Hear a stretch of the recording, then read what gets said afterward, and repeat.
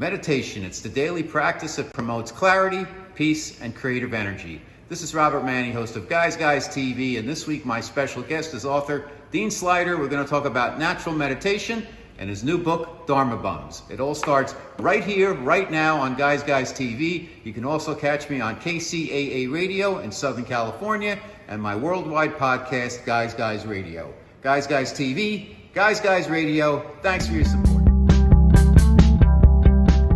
Okay, Guys Radio, my interview portion of the show with a special guest that I have each and every week. And this time I have a return guest. He's a great guy. His name is Dean Sluyter. He's taught natural meditation throughout the U.S. since 1970. He's author of several books, including Cinema Nirvana, The Zen Commandments, and Natural Meditation, a guide to effortless meditative practice. We're going to talk about his new book today called The Dharma Bums Guide to Western Literature. And it's a fun book and it's very insightful also. But let me tell you a little bit more about Dean. He's led retreats and workshops around the country. He's been featured in the New York Times, USA Today, New York Magazine, Publishers Weekly. They've called his writing joyously entertaining. Dean's from both New York and LA. He dropped out of college. He hitchhiked around the country. Who hitchhikes anymore, right? And embarked on a path of spiritual investigation, eventually returning to teach English and classroom meditation at a private school in New Jersey. And he also worked as a volunteer chaplain at Northern State Prison in Newark, New Jersey. Then he moved to California, and where he writes, narrates audiobooks, and teaches natural meditation. And he's just done it all. For over 40 years, Dean has been a grateful student of eminent teachers in several traditions, including Advaita Vedanta, Vajrayana Buddhism, and Bhakti Yoga. He has completed pilgrimage and retreats around the world, and he conveys authentic teachings in practical, accessible, label-free forms. He's been on Guys Radio before. We're going to talk about two books today, his book on meditation and meditation itself. And we're also going to talk about the Dharma Bums Guide to Western Literature. Let me just ask you a question. What if Macbeth, Moby Dick, The Great Gatsby, Frederick Douglass's slave narrative, Emily Dickinson's poetry, and The Cat in the Hat, what if they turned out to be doors to our own awakening? Well, Dean's going to tell us all about that now. So welcome back to Guys Radio, Dean Sluyter. How are you, Dean? I'm great, Robert. It's really great to be back. So this is a really interesting book, the Dharma Bums Guide to Modern Literature. I have kind of a pre-copy. The book comes out in late March 2022, and it's a fun romp with about 22 chapters taking on different noted, most of them are authors, literary giants from the past century or so, not all, but most of them. And we get into some of the insights into the work through Dean's lens and how they really have more meaning than we might have seen initially on the surface, or even when we delved into them in school. So Dean, what was your inspiration to write this wonderful book? Well, first, thanks so much for having me here, Robert. The inspiration really came from two things, the two passions of my life. One is Dharma, awakening, enlightenment. I sort of stumbled onto that path. I talk about this in the introduction to the book. At the age of 12, my first sort of spiritual opening experience was triggered by glancing at the cover of Mad Magazine. As a matter of fact, so my first guru was Alfred E. Newman. My mom had sent me out to the garage to clear away all the comic books and toys from the back seat because we were going to go to a drive-in movie.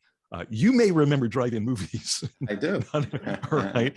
And my mind, even at the age of 12, was always going. The next thing I do, I pick up this Mad Magazine, and there's grinning Alfred E. Newman and his slogan, "What? Me worry?"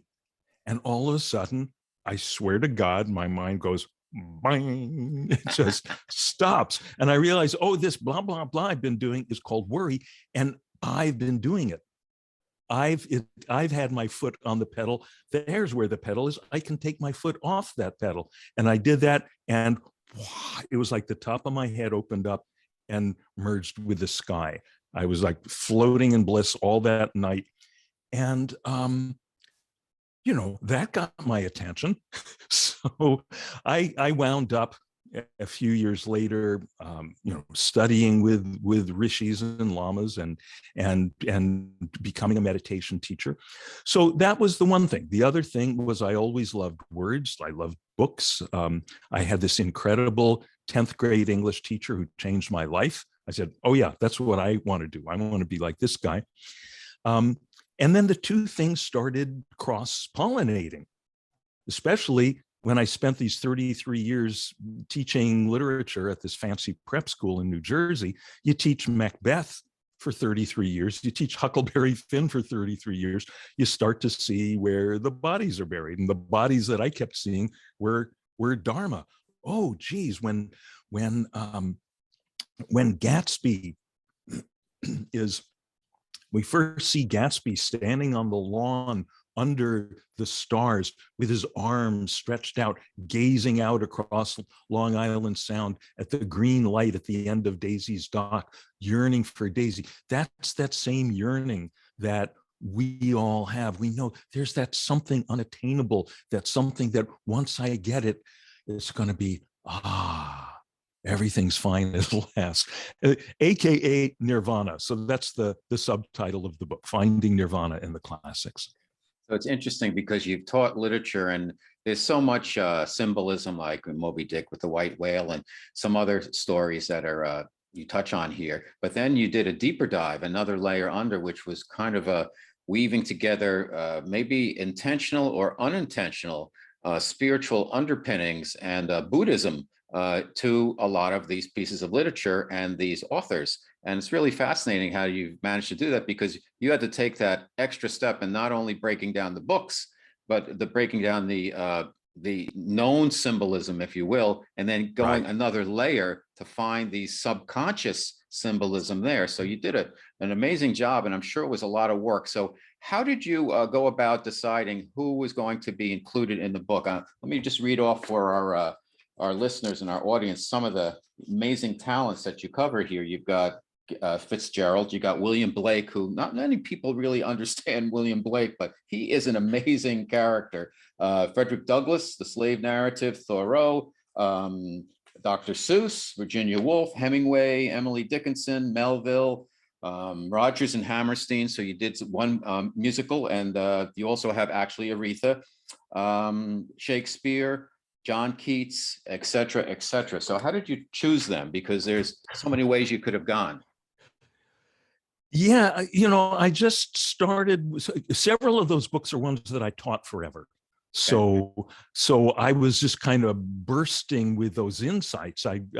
They'd been forming inside of me. Some of that I could go there with my students at this prep school, especially because in addition to my regular English classes, I taught an elective course called Literature of Enlightenment.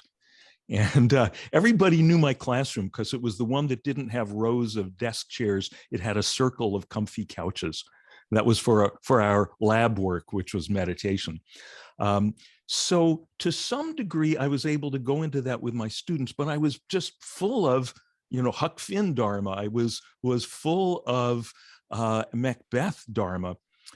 Now, I've got to make a confession. I make the confession in the book. Every year I told my students, we didn't read Moby Dick because it's too long. So we would read a shorter work by Melville, Bartleby the Scrivener. But I would always take a day to talk about Moby Dick and what a fabulous book this is. And you've got to read Moby Dick sometime before you die. And here's the confession. I had never read it. A lot of it's about whaling. Yeah, right. I had heard that. A lot of procedural whaling. A lot of whaling procedure and cutting off the head and right. But so I figured, okay, this is my karma. Now I'm going to have to read this thing. And fortunately, it turned out it really is as great as I had been claiming that it was, and actually also really funny and really weird. So I had a great time writing about Melville. Was there did you have a little bit of a checklist here that you had to find a Dharma connection in each one of these authors and their works? You had to have a must-have, right? Yeah. Now the thing is, in with some of the authors, it's overt. They were consciously opening to the infinite. You read Emily Dickinson, and she says things like, not knowing when the dawn will come, I open every door. Right? Now, that's not just about opening a physical door to your house and waiting for the physical sunlight to flow. You know when that dawn will come, right?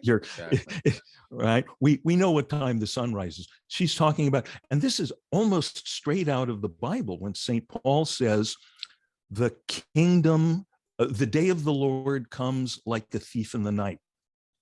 No man knows the day or the time of his coming. So, and this is just what all my best meditation teachers told me. You don't try to meditate, you don't pursue it, you just sit and leave yourself open. One of my teachers, this Lama I used to study with, said, you leave all your pores wide open and let it come to you. So people like Emily Dickinson, William Blake, J.D. Salinger, they were conscious Dharma dogs, right? They were overt about it, and they write about the joy of being in that light, and then the agony when you get kicked out of the garden once again. You think, now I've made it. Now I'm in the Garden of Eden. I've scaled the wall. I'm here forever. And then your lease expires. You get thrown out again. One writer that is probably the least well known in the book, Gerard Manley Hopkins. He was a Catholic priest in 19th century England who just wrote, he had these ecstatic experiences of union with the infinite and wrote it down. And it was so ecstatic that he had to invent new forms of poetry to write about it. And it was way too weird for people. So no one read any of it till after he died. Mm-hmm. Amazing. So some are these conscious spiritual beings, but most of them, it just kind of comes in through the side door. But because, let's say, Mark Twain, Toni Morrison, Melville, they're such brilliant observers that they can't miss it.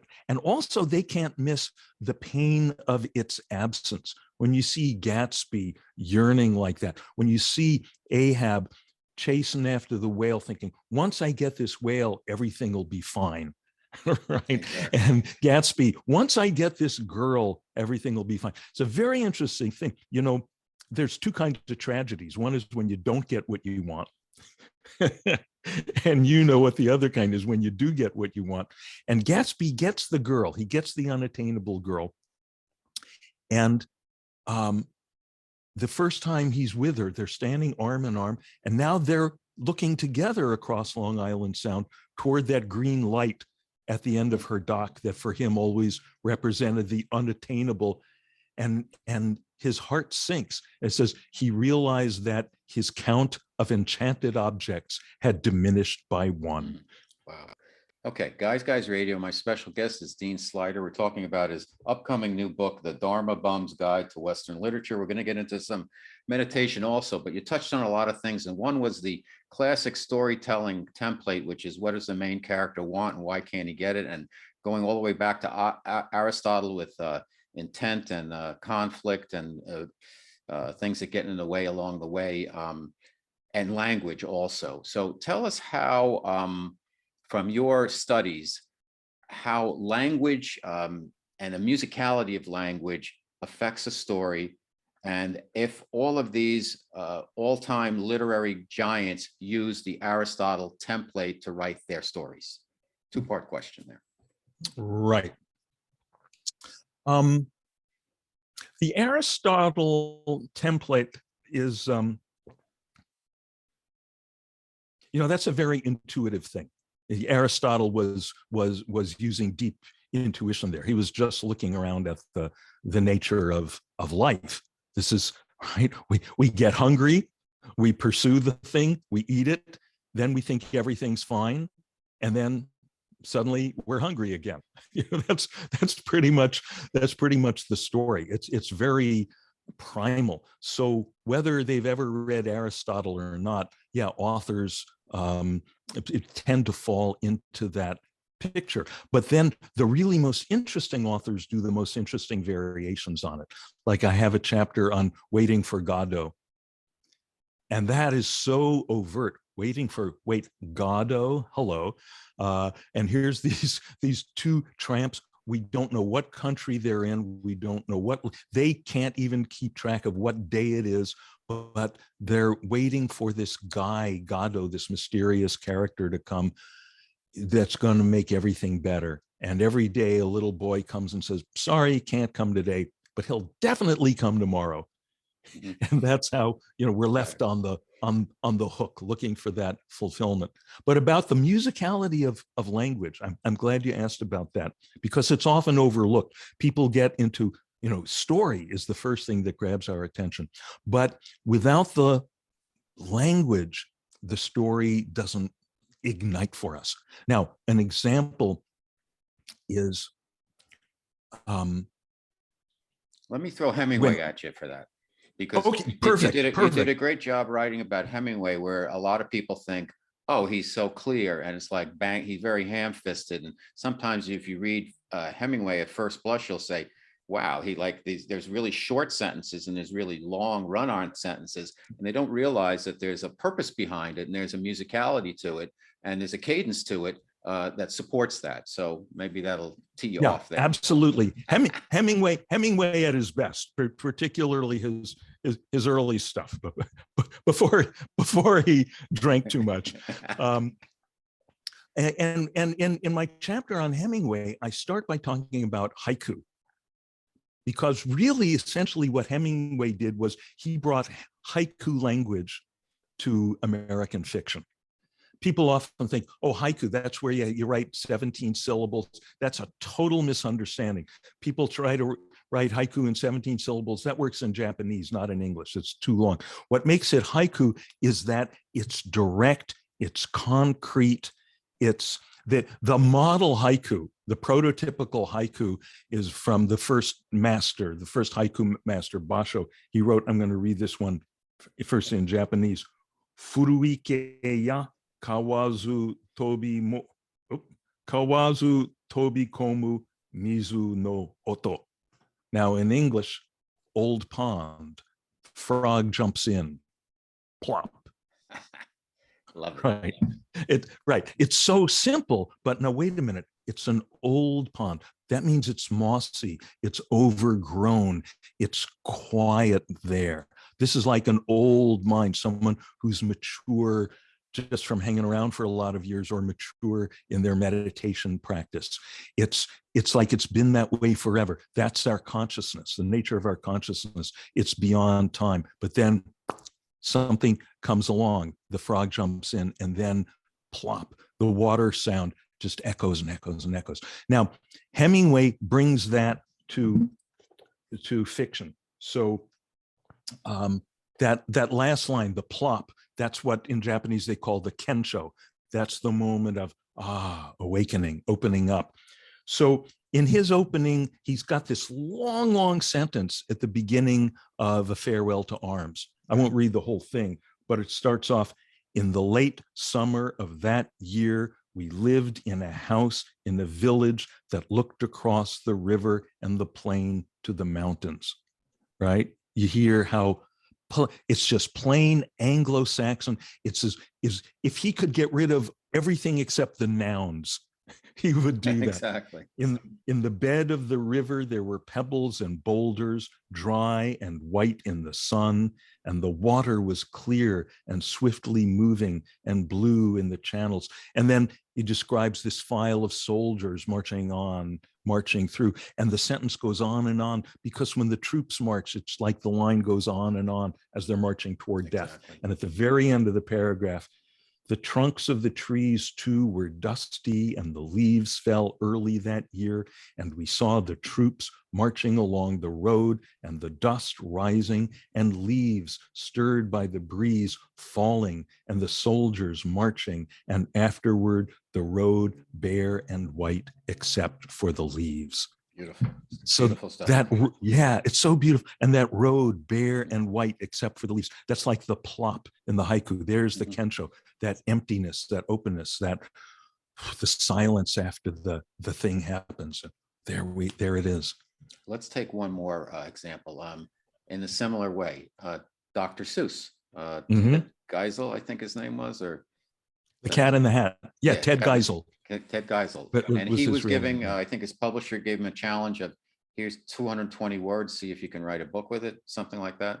Yeah, this was the word list that had come from some educators committee or something. These are the most basic words that kids learn or should learn first. And the presenting problem was, I don't think you're old enough. I'm old enough that my first couple of years of school were just before The Cat in the Hat came out. So we were reading Dick and Jane books that were awful. See Spot, Spot can run, see Spot run, run Spot run. They were like designed to make you hate reading for the rest of your life.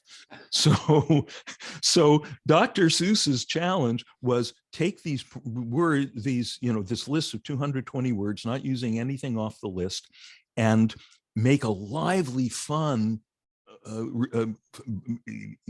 easy to read book out of it. And it was really, he was actually on the verge of giving up. He couldn't make it work. He wanted to write something about Queen Zebra, but Queen wasn't on the list and Zebra wasn't on the list. And finally he said, okay, I'm going to give up. I'll do this. The first two words I find on the list that rhyme will be in my title. And the first two words he found that rhymed were cat and hat. And off we go. And off we go. And I mean, this is maybe my form of insanity, but I start reading The Cat in the Hat and I go, there it is. There's the Dharma teachings. There's one of my favorite things in the book. I take this illustration. It's the key illustration in The Cat in the Hat. It's when the cat first strides through the door and the two kids, sitting at the window watching the rain, they're looking up startled as he walks through the door. And I set that next to The Calling of St. Matthew by Caravaggio, which when I was in Rome, I kept going back to the little church where that was. I was just completely mesmerized by this brilliant painting. And you look at it and the layout is exactly the same. Over here, here's the tax collectors, including the future St. Matthew, intent. They're bent over counting their money like people hunched over their iPhones, and they don't even see, oh, here comes through the door, here comes in the place of the Cat in the Hat, it's Jesus and St. Peter with this huge tractor beam of spiritual light, coming in. And the only one who really gets it is Matthew. He's looking up and he's pointing, because it says in the Gospels, Jesus says, come with me, follow me. And he's going, are you talking to me? So it's like, it's everywhere. I once found a perfect, concise meditation instruction. This would be a good segue to our next segment, on a carton of Tropicana orange juice. It said, and I quote, nothing added, nothing taken away, not from concentrate. Just in the void, right? There it is. Yeah. There it is. Don't add, try to, you sit here in this present moment, like Emily Dickinson with all her doors open. Just sit here in the present moment, all your pores open. Don't try to add anything to it, right? Don't try to find some special spiritual experience. Don't try to take anything away. Don't try to block out your thoughts or the sounds or anything. And don't try to concentrate. That's it. Fantastic. Okay, the name of the new book coming out in March is The Dharma Bum's Guide to Western Literature. My special guest, Dean Sluyter, on Guys Radio. Now we're going to segue into meditation, because Dean is a real expert on meditation. His seminal book is called Natural Meditation, a Guide to Effortless Meditative Practice. So I'm so glad that meditation has really taken off. I've been meditating every morning for about 15 months now at about 6 a.m. I get up, the first thing I do, I don't reach for the phone, I meditate, and I use a crystal, I hold it, and I've been doing something where I use a framework, if you will, where I do Fritz Smith's zero balancing. As I do that, in certain times, I'm in the framework, but then I'll go off. I'll go in the void and I get some information. It's almost like remote viewing. I might be like today, I was in my parents' old house and walking around, and then I came back to it.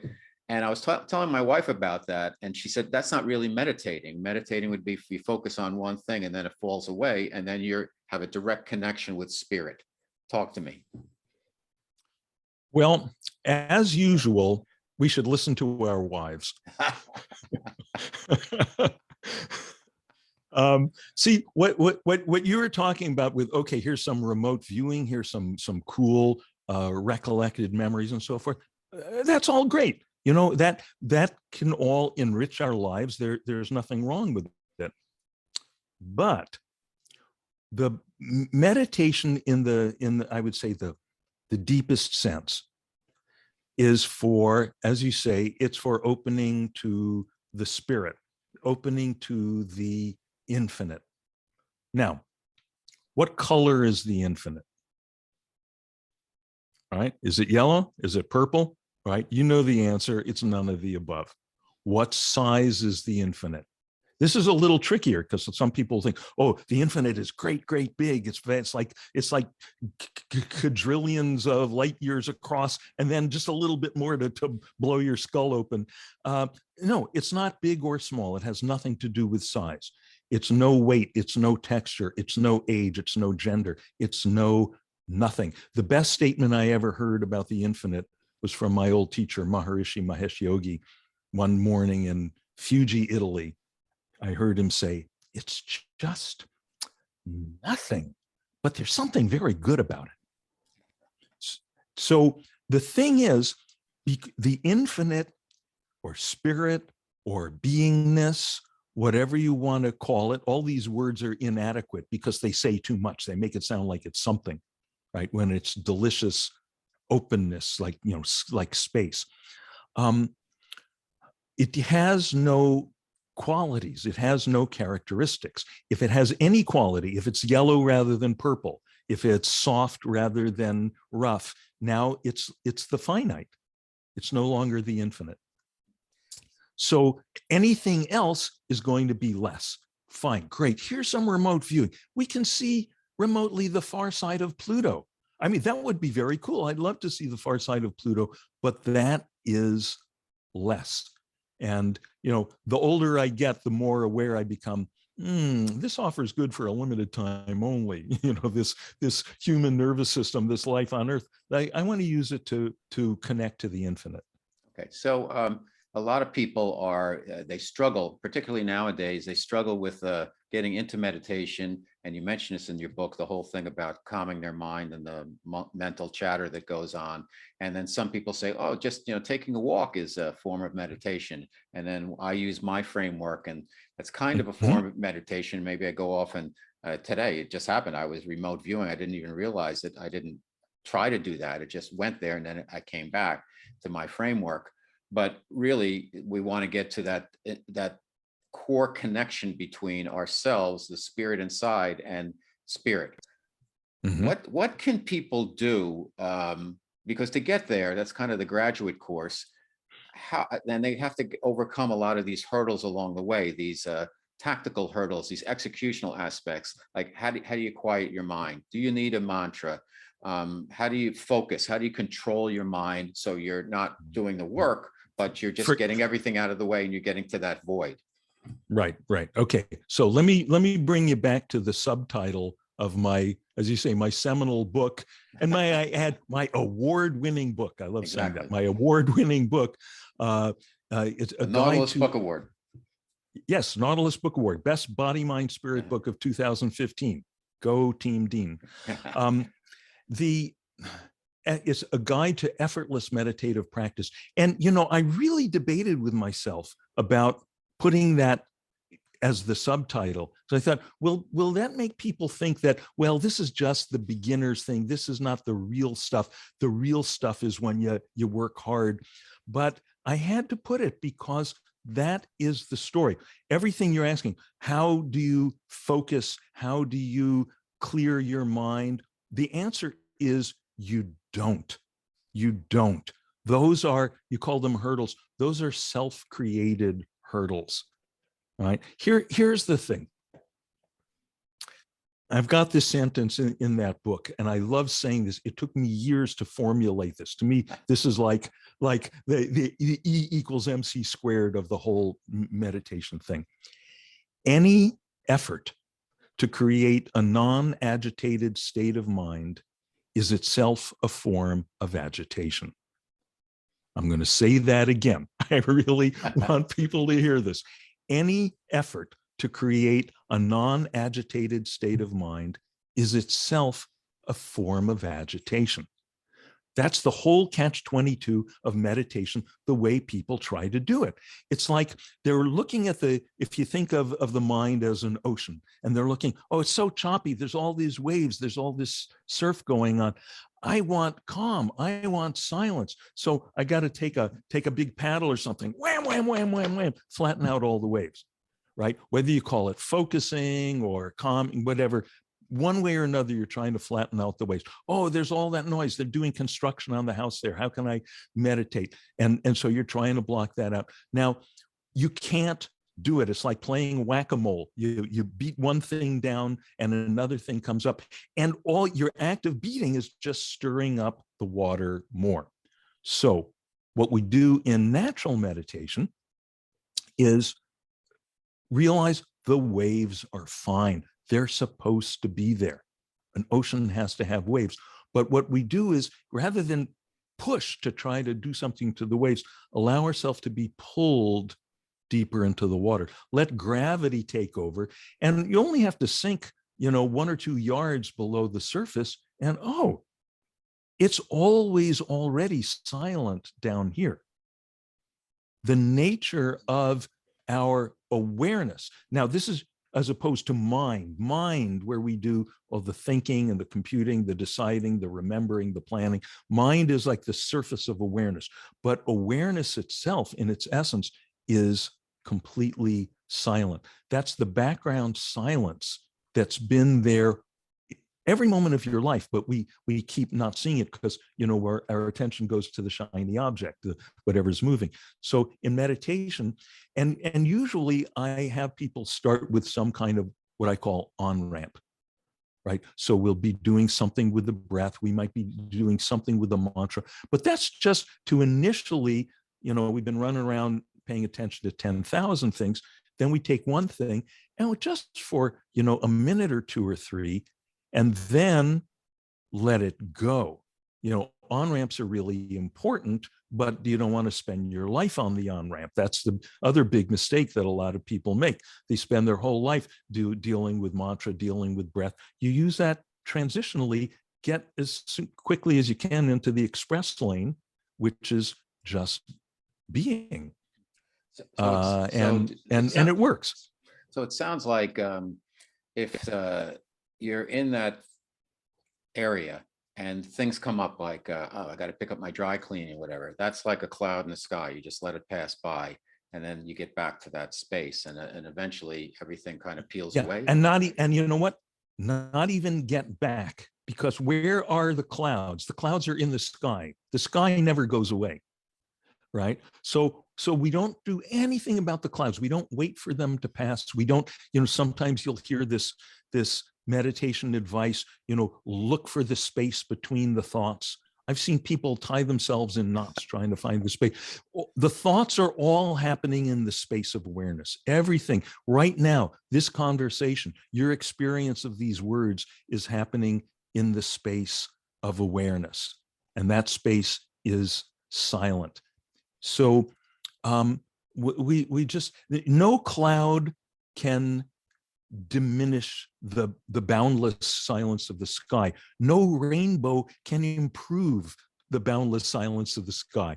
So we don't try to get rid of the so-called distracting thoughts. We don't try to generate cool spiritual thoughts. We just rest in awareness. We just rest in that silence, and it becomes more and more, oh yeah, it's right here, right here. Oh. Now, if I may, I like to invite people, because this is like completely free and it's a service that I love to share. I do Zoom sessions. I used to do them in my house before COVID, but I do Zoom sessions 3 times a week that are open to everyone, live sessions where I lead the meditation.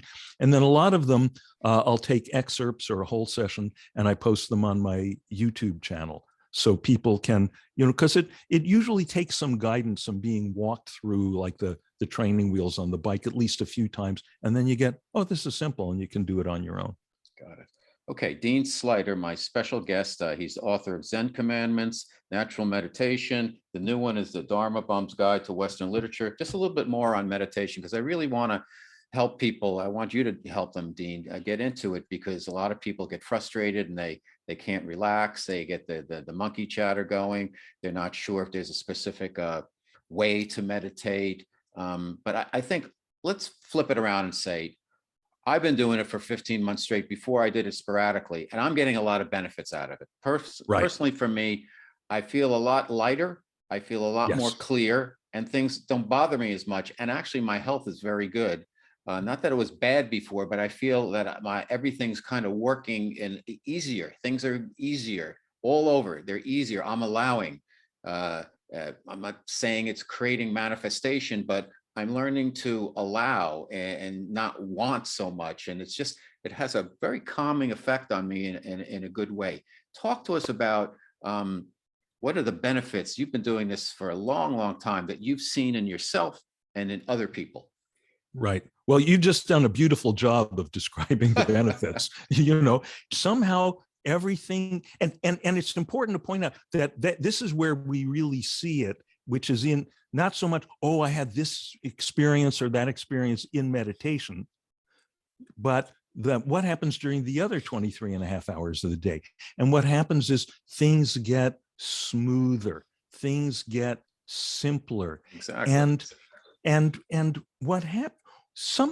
Tell me if you've experienced this one.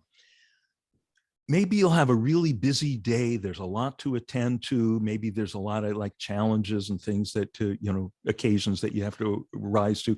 The end of the day, you're sitting on your bed, you're taking your socks off, and you go, God, I kind of feel like I didn't do anything today. Like everything just kind of happened without me. Right.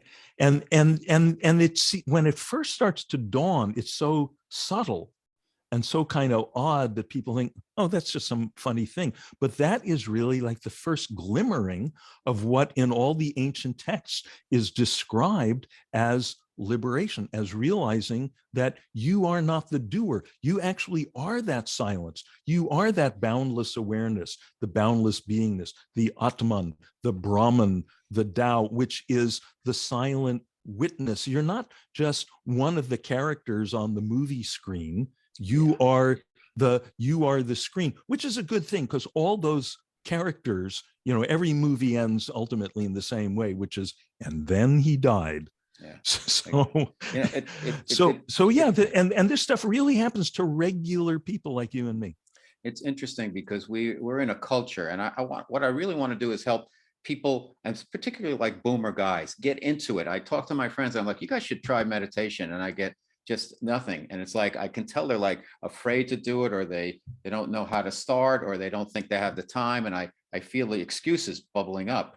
And how do we get through, hopefully with our listeners and viewers out there, to get them to take that first step? I mean, I went from, I'd meditate when I felt like meditating. Now I do it first thing in the morning, and it really makes a difference in the day. And I started with about 15 minutes. And now I just go as long as I can go. It's probably a half hour, sometimes 45 minutes, but I'm up early, and I find myself waking up in the very early morning hours. And it's like, get up and meditate. I'm getting this internal thing saying, get up and meditate. I'm like, I want to go back to sleep. No, get up and meditate. And I do it. And it makes a huge difference in the day. But how can we get the guys out there to like, give it a shot, take that first step? Well, if you can answer that question, Robert.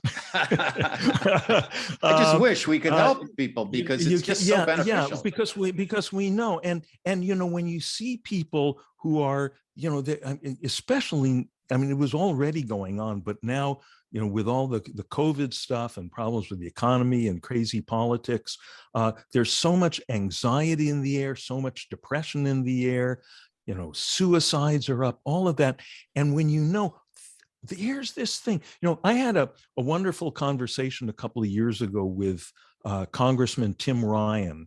He's a congressman from Ohio, and he practices meditation regularly, and he's very, and this is the age that we're in. When I first started teaching this stuff, it was 1970, and I had to start every public lecture with a disclaimer: no, it's not about crystal balls, it's not about flying carpets or beds of nails. Now everyone knows it. Everyone knows meditation is beneficial, but most people think it's beneficial if you can bear down and do it, but it's really hard. So that's the one thing that we still have to communicate to people. I would say that's the one thing you could communicate to your friends is, first, you have to find it in your own practice.